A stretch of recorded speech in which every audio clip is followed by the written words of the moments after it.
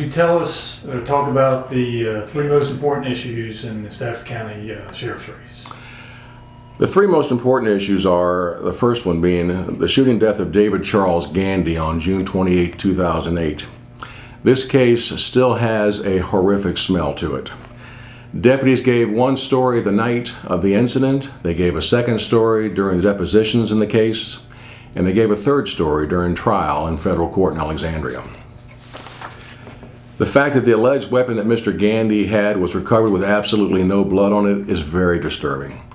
The facts that came out in civil trial in federal court showed that a family called for help and assistance and got absolutely no help or assistance from the Stafford County Sheriff's Office. In law enforcement, the preservation of life and property should always be of paramount importance.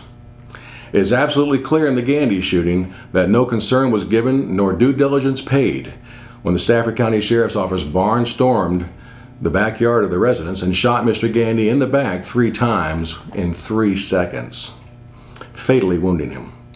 This kind of action is unconscionable. The solution to this problem? When elected Sheriff of Stafford County, I will personally request that the Virginia State Police conduct a thorough and comprehensive criminal investigation into Mr. Gandy's death. Further, I will personally request that the Federal Bureau of Investigation, the FBI, conduct a thorough and comprehensive investigation into what is known as a 1983 civil rights action. I, as Sheriff, will personally answer any and all questions put forth to the Stafford County Sheriff's Office by way of these 2 investigations. There will be no obstruction in any shape, way, or form.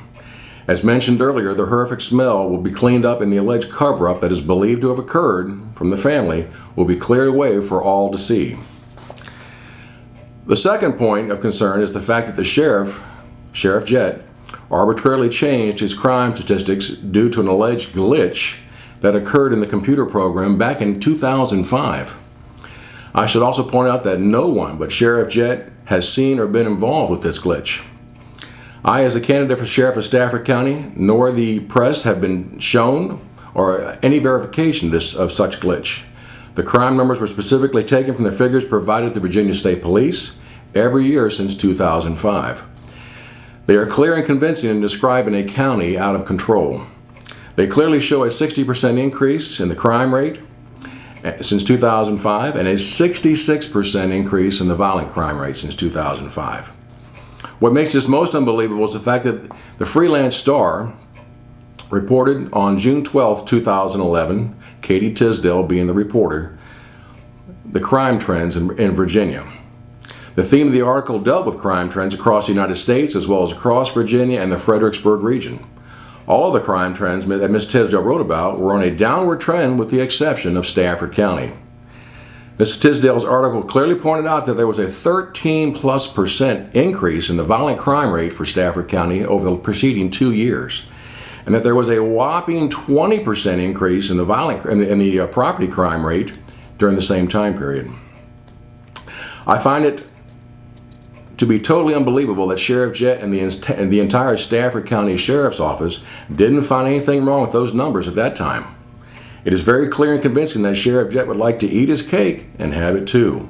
However, this is the real world, and I find absolutely no one who believes the glitch story at all, especially not 34 days before the election. The solution is clear. Starting with the day that I take office, I will initiate a thorough and comprehensive review of all the crime stats that have been reported to the Virginia State Police since 2005. These would include all Part 1 and Part 2 crimes that have occurred in Stafford County. No explanation has been provided to the public or the press on how this glitch occurred some 6 years ago. This is totally unacceptable.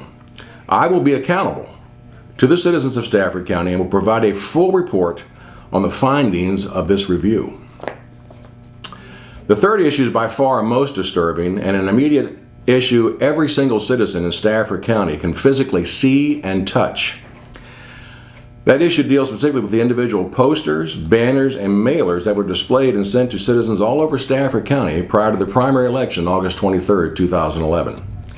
The use of the law and order symbol, which I'm showing you here, was a direct violation of the Trademark Infringement Act under federal law. Each and every poster, banner, and mailer constituted a separate violation. Both Sheriff Jett and the candidate for office of the Commonwealth Attorney, Eric Olson, each violated the law with absolute impunity. Both of these gentlemen have said throughout their campaigns that it was going to be business as usual here in Stafford County. They have said that they were going to be tough on those who violated the law in Stafford County. However, the actions they took with regards to the property that didn't belong to them was nothing more than simple thievery. As of this time, it is unknown why neither individual has been charged with violating federal law. The solution is very clear.